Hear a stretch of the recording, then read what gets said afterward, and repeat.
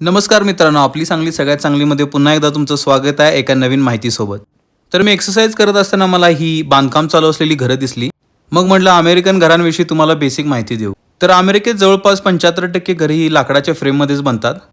तर या लाकडांच्या घरांमध्ये तुम्ही ऑल वेदर मॅनेज करू शकता. जसं की माझ्या एरियामध्ये जवळजवळ 7 महिने तर स्नोच पडतो. तर अशा एरियामध्ये तुम्ही कॉन्क्रीटच्या घरामध्ये नाही राहू शकत.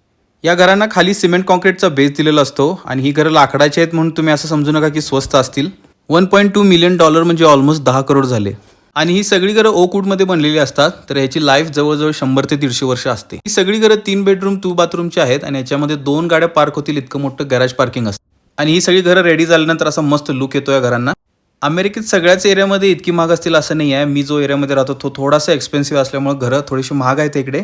पण 2 ते 3 करोडमध्ये पण अमेरिकेत घर आपल्याला मिळू शकतं.